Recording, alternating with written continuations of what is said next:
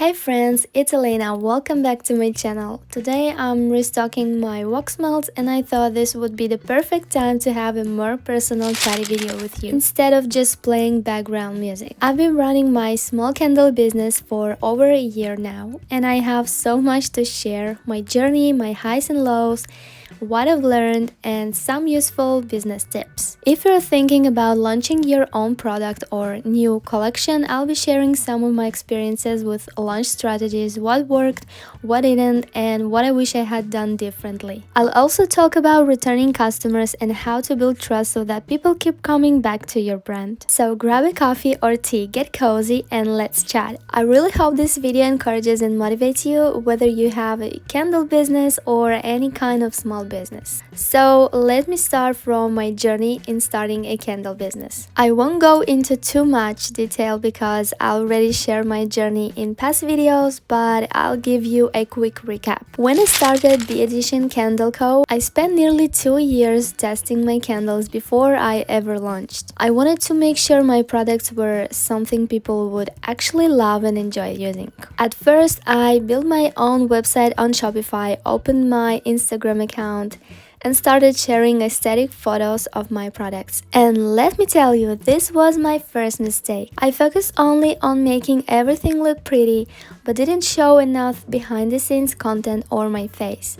I thought, oh, my brand should just be beautiful and minimal, and I don't really need to show myself, but that was completely wrong.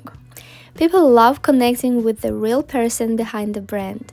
They want to see the process, the ups and downs, and even the mistakes. If you're starting out, my advice is be more real. Show different sides of your business. Not just the polished product shots, but also your workspace, your packaging process, and even funny or chaotic moments. If you have a team, film some fun videos with them. Just be yourself because people connect with authenticity. Just want to interrupt you a little bit and show you that I have a digital products on my Etsy shop for all candle makers. I have a bunch of designs for wax melts, labels, and candle care cards, as well as wax melts care cards. These templates are so easy to use with your free Canva account. Also, if you're making a wax melt and you're looking for mock-ups, I have a lot of mockups to choose from, and I want to provide you with a 20% off discount, so you can check my Etsy shop and the discount in the description down below. Another mistake I made, I ignored SEO for the first 9 months of my business. That is search engine optimization. And whoa, that was a huge mistake. SEO is what helps your website show up when people search for products like yours on Google. When I first launched, I thought, okay, I'll just make my website look nice and people will find me. Nope, that's not how it works. It wasn't until almost a year later that I realized I needed to go back and rewrite all my collection descriptions, headlines, meta descriptions, and product titles to include relevant keywords. And let me tell you, if I had done that from the beginning, I would have gotten way more visibility early on. So if you're just starting out, please don't make the same mistake I did. Start working on SEO from day one. There are tons of free resources on YouTube to help you with it, so take the time to learn it. Now about the reality of your first year in business. A lot of people think that after 1 year in business, they'll be well known, making tons of sales, and have a huge customer base. But that's just not how it works. The first year is really about learning, making mistakes, and figuring out what works. Sometimes you'll even feel like you need to rebrand, whether that's your website, logo, or packaging. When I first launched, I thought I love my branding, but after several months, I realized I needed to refine things to make my brand stronger. And that's okay, business is all about evolving. Don't be afraid to make changes as you grow. Let's talk about launching a new product or collection. I took a course on launch strategies, and I quickly realized that launching a product isn't as simple as just posting, hey, I have new candle, go buy it. That doesn't work. Here's what does work. Plan ahead. Ideally start teasing your launch 5 to 6 weeks before your release date. This gives people time to get familiar with your product, understand why they need it, and build excitement. Build FOMO, fear of missing out. Talk about your creation process, why you made this product, and what makes it special. Limited editions and waitlists help create excitement and urgency. Have a strong message. Think about what problem your product solves. Instead of saying, "This is my new candle," say something like, "This aromatherapy candle will help you unwind before bed," or "This is the perfect relaxing gift to self-care lovers." Use email marketing. I can't stress this enough. Before launching, create a waitlist and send emails leading up to your launch with little sneak peeks and exclusive perks. You don't need to spam people. Just a few well-planned emails can make a big difference. One thing I was really nervous about was the hot months. Since I live in warm climate, I worried my candles would melt, but luckily they held up well with proper packaging. I also assumed that people wouldn't buy candles in the summer, but that wasn't true. I still got plenty of orders. The biggest slow months for me were actually January and February because people had just spent a lot of money during the holidays.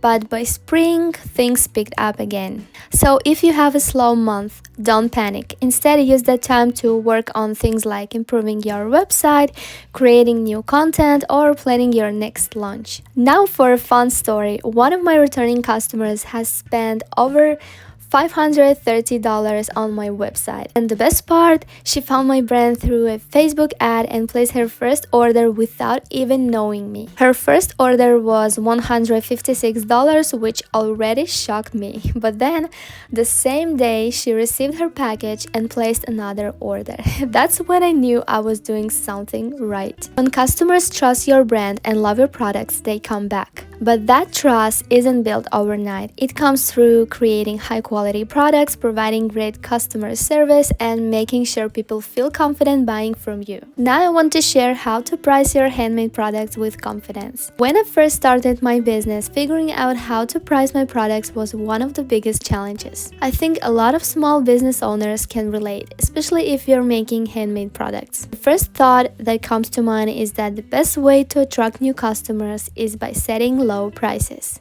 After all, if your products are more affordable, people will buy them, right? Well, not exactly. One of the most important lessons I've learned is that pricing isn't just about making sales. It's about valuing your work, your time, and your expertise. If you underprice your products, you're not only hurting your business, but you're also telling customers that your product aren't worth more. And that's not true. Of course, there are a ton of YouTube videos out there on how to price handmade products, but today I want to share my personal experience. How I price my handmade candles and wax melts and the mindset shift that helped me stop feeling insecure about my prices. So when I price my products, I start with the cost of goods. This includes everything I spend on materials, packaging, shipping supplies, and even things like labels and wicks. A common pricing rule is to multiply your cost of goods by 4. This ensures you're making a profit while covering expenses like marketing, website fees, and reinvesting in your business. Now, many experts recommend adding an extra 10 to 20% on top of that, but for me, that's just not realistic. My cost of goods is already high because I source my materials internationally and prioritize quality. So instead of adding a percentage, I stick to the rule multiplying by 4, which still allows me to make a fair profit. Now let's talk about something that every handmade business owner will eventually face: customers who don't understand the value of high-quality, non-toxic products. I can tell you how many times I've heard people say, a candle shouldn't cost more than $10. And I get it, big companies sell mass-produced candles for cheap, so people assume that's the standard. But there's a thing. When you're using natural wax, high-quality fragrance oils without harmful chemicals, and handcrafted techniques, your cost is naturally higher than a candle made with paraffin wax and artificial fragrances. And guess what? That's okay. There are candles out there that sell for $200 or more. So if you feel insecure about pricing your candle at $30, $40, or even $100, remind yourself that there's a market for luxury, handcrafted products. The key is confidence. If you're uncomfortable with your pricing and feel like you need to justify it, your customers will pick up on that energy. For example, the most expensive candle I sell is priced at $40. When I first launched it, I was really uncomfortable with that price. I kept thinking, is this too much? Should I lower it? Maybe I should offer a discount. But then something amazing happened. People bought it. And not just one or two people, but multiple customers. They didn't ask for a discount. They didn't question the price. They just saw the quality, read the product description, and made a purchase. That experience gave me so much confidence. It showed me that if you position your product correctly and communicate its value, the right customers will buy it. So my advice, don't set your prices based on fear. Set them based on value. Ask yourself, what does my brand stand for? Are you creating high-quality luxury products or aiming for a budget-friendly market? Who is my ideal customer? Are you selling to someone in their 40s who value premium natural products, or are you targeting a younger audience that prioritizes affordability? Understanding your brand and audience make it so much easier to price with confidence. Now I want to talk about something that's been really frustrating lately: social media algorithms. If you noticed a drop in engagement on Instagram over the last couple of years, you're not alone. I used to get thousands of views on my Instagram Reels, even when my account was new and had very little content. But now, even after putting in so much effort, my Reels barely reach 300 views sometimes. And honestly, it's discouraging. That's why I always tell small business owners, don't put all your energy into just one platform. If Instagram stops working for you and that's the only place you're active, you will feel stuck. That's why I also use Facebook, Pinterest, YouTube, and TikTok. Speaking of TikTok, I personally feel like it's less engaging compared to Instagram. People scroll quickly looking for tutorials or entertaining content, but they don't always build a connection with the person behind the brand. That's why I just repurpose my content across all platforms. If I post a video on Instagram, I'll share the same one on TikTok and Pinterest. It saves time and helps me reach more people. Maybe you can guess what my favorite platform is. And it's YouTube. I was just comparing shorts to reels on Instagram, and while I'll get 10,000 views on a YouTube short, I barely hit 100 on YouTube. I don't know, maybe Instagram just hates me. But honestly, YouTube is the best platform ever. It's kinda similar to TikTok since you're scrolling through shorts, but the engagement is on a whole different level. People actually answer your questions, show interest in your brand, and connect with you. That's why I'm really focusing on growing my channel as much as I can. Of course, YouTube isn't easy. If you want to start a channel, you have to film, edit, and make sure your videos are aesthetic, useful, and engaging. So I'd say YouTube is best for people who genuinely enjoy the process. And yes, at some point you can start earning money from YouTube. But with other platforms, it's mostly from ads or random bonuses. So if you're thinking about YouTube, just know it's a lot of work, but totally worth it. Lastly, I want to share something from the heart, because if you're running a small business, you've probably dealt with this too. In your first year of business, you're going to hear a lot of opinions from family and friends. They'll ask things like, how much are you making per month? Is this even worth your time? Or maybe you should go back to a real job instead.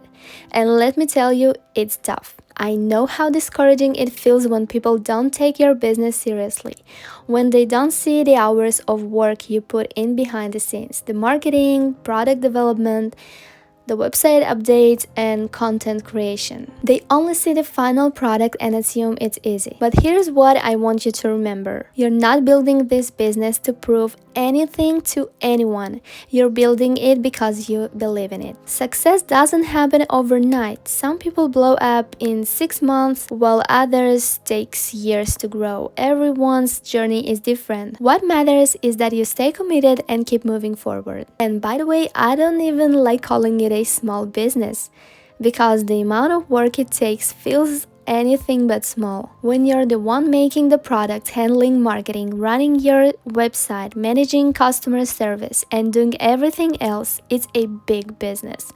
Even if it's just you, even if you're still growing, it's a big deal. So if you're struggling with pricing, confidence, or feeling discouraged by slow growth, know that you're not alone. Every business owner goes through it. Trust in your products, stand by your prices, and keep showing up, because one day you'll look back and realize how far you've come. If you're thinking about starting a business but you're scared of what people might think, or worried about losing money if it doesn't work out, you're actually just missing an opportunity to change your life. You never know how it will go until you try. Especially with a candle business, it doesn't require millions of dollars to start. And if at some point you feel like closing it is the best decision, then that's okay. You're not risking your house, your car, or your entire life savings. So be mindful, but always listen to your gut. If your soul is calling you to try something new, go for it. It's always worth a shot. Alright, that was a lot of info. I hope this video gave you some useful insights into running a small business, launching products, and keeping customers engaged. If you have your own business, I'd love to hear about your experience in the comments. What have been your biggest lessons or challenges in your first year? Let's help each other grow. Thank you so much for watching. I really appreciate all your support, and I'm so excited to keep sharing my journey with you. Have a wonderful day or relaxing evening, and I'll see you in my next video.